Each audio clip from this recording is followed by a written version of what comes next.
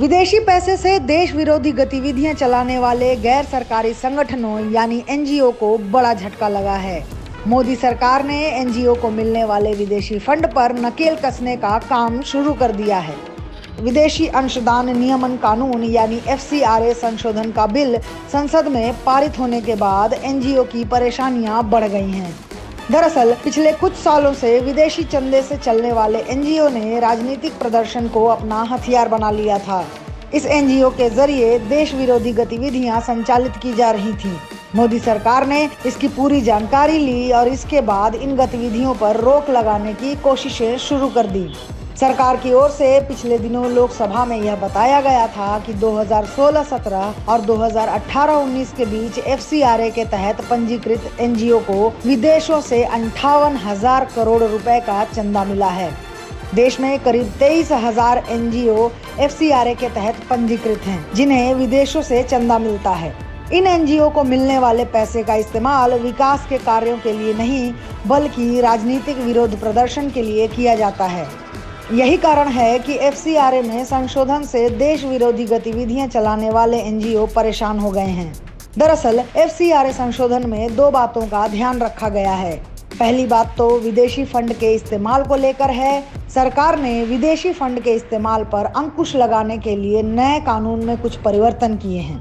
पहले विदेशी फंड के 50% का इस्तेमाल प्रशासनिक खर्च के तौर पर किया जाता था, लेकिन इस संशोधन के बाद अब इसे घटाकर 20% कर दिया गया है। विरोध करने वाले एनजीओ को सबसे ज्यादा परेशानी इसी संशोधन से हो रही है।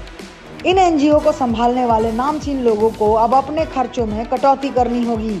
प्रशासनिक खर्च के नाम पर ही सबसे ज्यादा भ्रष्टाचार किया जाता है।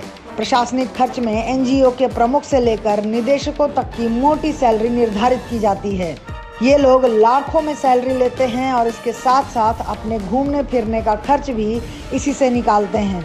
एनजीओ के बड़े अधिकारी राजनीतिक आंदोलनों में भाग लेने के लिए इसी पैसे से जाते हैं। यही नहीं, प्रशासनिक खर्च के नाम पर विरोध प्रदर्शन के लिए भीड़ भी इकट्ठा की जाती है। अगर इनका ये खर्च कम हो जाएगा तो विदेशी फंड देने वालों की संख्या भी घट जाएगी। विदेशी फंड देने वाली एजेंसी भी भारत में विकास के कामों के लिए इनका समर्थन नहीं करती है, बल्कि भारत को बदनाम करने के लिए इन एनजीओ का इस्तेमाल करती है। इसके अलावा इस संशोधन में विदेशी फंड को किसी दूसरे एनजीओ को देने पर प्रतिबंध लगा दिया गया है। कई बड़े एनजीओ अपने विदेशी चंदे का इस्तेमाल छोटे एनजीओ को पैसा देकर उनसे विरोध प्रदर्शन कराने के लिए करते रहे हैं। इस संशोधन से उनकी दुकानदारी भी बंद हो जाएगी। इसके अलावा इस संशोधन में फंड लाने के तरीकों पर भी नकेल कसी गई है। इसमें विदेशी फंड मंगाने के लिए स्टेट बैंक में एक अलग खाता खोलने की व्यवस्था की गई है।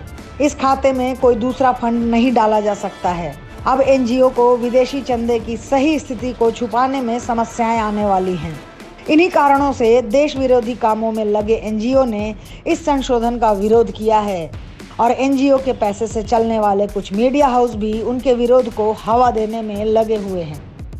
अगर आपको हमारा वीडियो पसंद आया हो तो इसे लाइक करें, इस चैनल को सब्सक्राइब करें और हाँ, बेल आइकन भी दबाएं ताकि आप तक हमारे वीडियो की नोटिफिकेशन पहुंचते रहें। हमसे जुड़े रहने के लिए अपने सुझाव हमें कमेंट बॉक्स में देते रहें। हमें आपके सुझाव का इंतजार रहेगा। हमारे साथ जुड़ने के लिए धन्यवाद।